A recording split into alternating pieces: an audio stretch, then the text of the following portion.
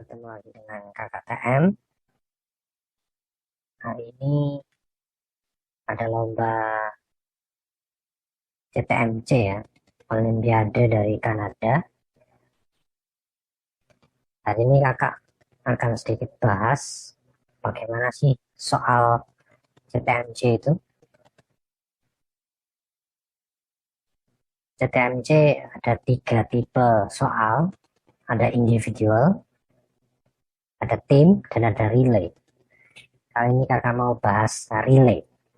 Jadi tim yang beranggotakan 3 orang itu nanti akan bergantian menjawab soal, dan jawaban dari anggota pertama akan dipakai untuk menjawab pertanyaan berikutnya yang akan dijawab oleh anggota yang kedua. Demikian juga jawaban dari anggota kedua akan dipakai oleh anggota ketiga untuk menjawab soal yang ketiga. Jadi unik sekali. Ini dinamakan relay problem. Jadi jangan sampai anggota pertama salah. Kalau anggota pertama salah menjawab, maka berikut-berikutnya juga pasti salah. Jadi sekarang kakak mau bahas soal yang pertama. Untuk anggota pertama diberikan 4 angka yang rata-ratanya 9. Tentukan X. Untuk anggota pertama ini sedikit mudah ya. Jadi hanya rata-rata saja. Pertama-tama jumlahkan semua angka tersebut. X plus 5 tambah 14 tambah X tambah 5 dibagi 4 karena ada 4 bilangan. Hasilnya adalah 9. Sesuai dengan rumus rata-rata ya. Kemudian tinggal dijumlahkan, bagian atasnya diperoleh 2X plus 24, kemudian dibagi 4 sama dengan 9. Angka selanjutnya dikali silang akan menghasilkan 2X plus 24 sama dengan 36. Lanjutkan 2X sama dengan 12, sehingga diketemukan X-nya adalah 12 bagi 2 sama dengan 6.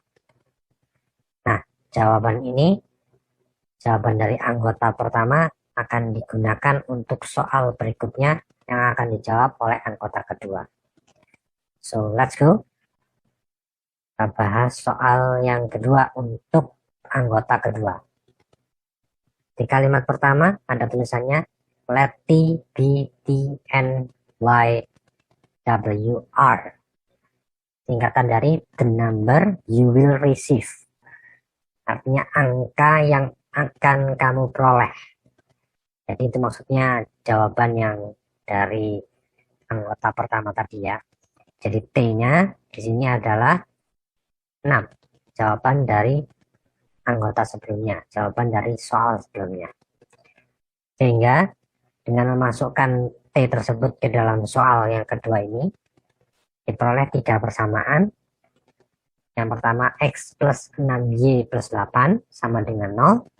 T-nya tadi sudah diganti 6. Kemudian persamaan yang kedua 5X min TY plus 4 sama dengan 0. T-nya diganti 6. Sehingga 5X min 6Y plus 4 sama dengan 0. Persamaan yang ketiga 3X min KY plus 1 sama dengan 0. Ini tidak ada T sehingga persamaannya dibiarkan seperti itu.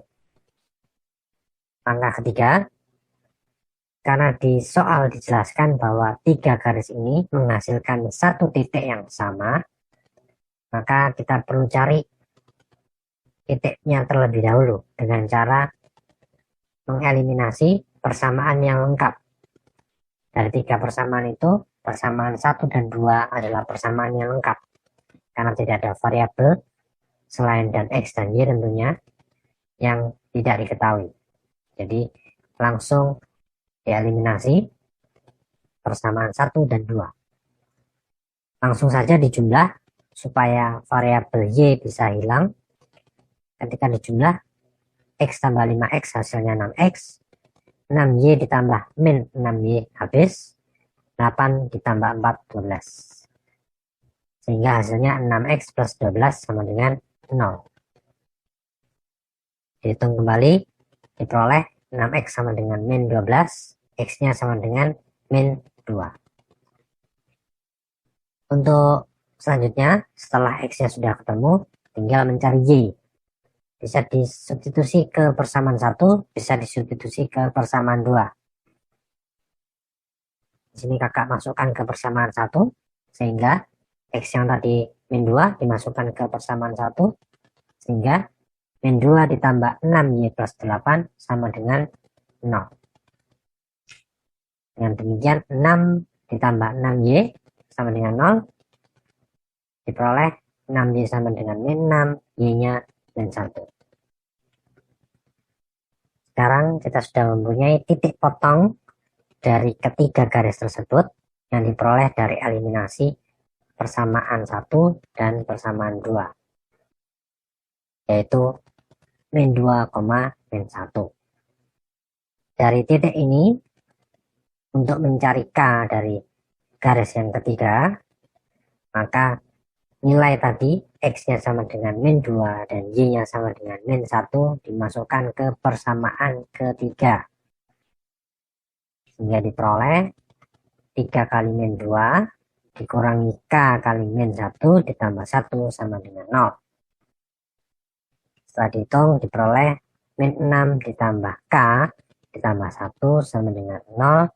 Sehingga min 5 tambah K sama dengan 0 dan hasilnya K sama dengan 5.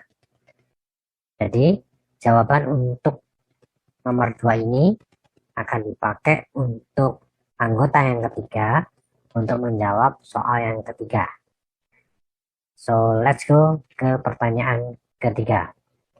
Sama, di kalimat pertama ada tulisan let T be T N Y W R. Artinya the number you will receive. Jadi T-nya tadi adalah 5. Sekarang kita masukkan ke dalam soalnya, maka diperoleh 4 titik. Di antaranya titik A adalah 0,3, titik B 0,K, kita tidak tahukannya. Titik C T,10, T-nya dimasukkan 5 dari jawaban sebelumnya. Dan titik D T,0 sama T-nya 5 dimasukkan ke dalam titik ini sehingga menghasilkan 5,0. Sehingga kita sudah punya 4 titik. Hanya ada satu variabel yang kita cari, yaitu K. Keterangan selanjutnya diberi informasi luas ABCD adalah 50 square units. Bagaimanakah cara mencari luas jika diberitahu koordinat pembentuknya? Maka di sini punya cara yang mudah. Jika diketahui semua koordinatnya, untuk mencari luasnya tinggal menggunakan rumus Shoeless. Apa itu? Next time kakak akan bahas khusus untuk metode Shoeless ini. Sekarang tinggal ikuti aja. Nanti tunggu pembahasan kakak mengenai rumus Shoeless. Oke, jadi masukkan luasnya 50. Rumus Shoeless adalah setengah dikali mutlak koordinatnya. Jadi dimasukkan semua koordinatnya dari awal sampai terakhir. Kemudian titik yang awal diulang kembali sehingga ada seolah-olah ada 5 koordinat di dalamnya. Setelah itu bagaimanakah cara menghitungnya? Jadi 50 sama dengan setengah. Nah, bagaimana kok dari seperti itu menjadi seperti ini? Oke, simak baik-baik. Yang pertama, 0 dikalikan K. Kita kalikannya menyilang. Berikutnya ditambah 0 kali 10. Ditambah karena arahnya masih sama. Kemudian ditambah lagi 5 kali 0. Kemudian ditambah lagi 5 kali 3. Mudah bukan? Sekarang arah sebaliknya. Yang pertama 0 kali 3 Jangan lupa diberi negatif karena arahnya berlainan. Berikutnya 5 kali K, negatif juga. Berikutnya negatif 5 kali 10. Berikutnya negatif 0 kali 0. Sangat mudah. Sekarang tinggal dilanjutkan perhitungannya. 50 sama dengan setengah mutlak.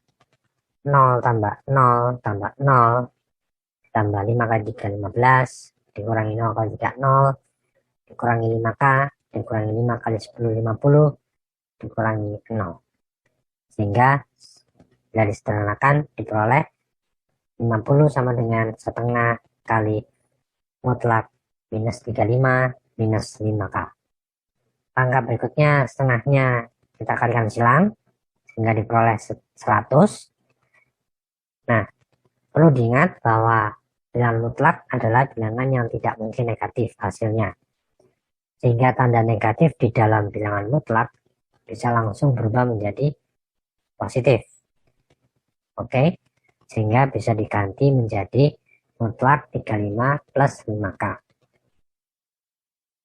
Untuk penyelesaian bilangan mutlak, ada dua yang harus kita hitung. Karena di dalam bilangan mutlak masih ada kemungkinan yaitu negatif. Tapi setelah dimutlak, hasilnya pasti positif. Kemungkinan pertama, 100-nya tetap positif. Jadi 100 sama dengan 35 tambah 5K. Kemungkinan yang kedua, 100-nya itu negatif. Ya, ingat, negatif ada di dalam mutlak. Setelah dimutlak, hasilnya tetap positif. Sehingga ada dua kemungkinan nilai. Kita bahas satu persatu dulu. Yang pertama, 100 sama dengan 35 plus 5K, sehingga ketika 35-nya dipindah ke kiri, hasilnya menjadi 65 sama dengan 5K, maka K sama dengan 13. Menurut syarat di soal, di mana K-nya harus lebih dari 3, maka sepertinya K yang ini betul. Tapi kita coba lagi kemungkinan yang kedua, di mana min 100 sama dengan 35 plus 5K.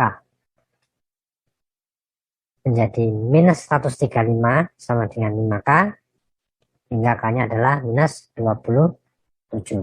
Sudah terlihat bahwa K-nya tidak memenuhi, karena di dalam soal syaratnya K-nya harus lebih dari 3.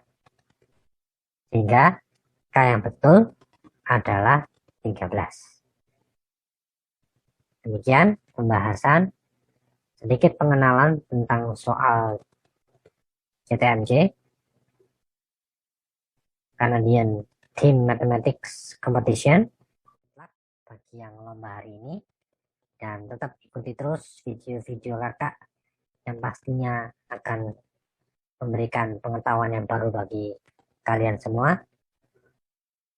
So, sampai jumpa.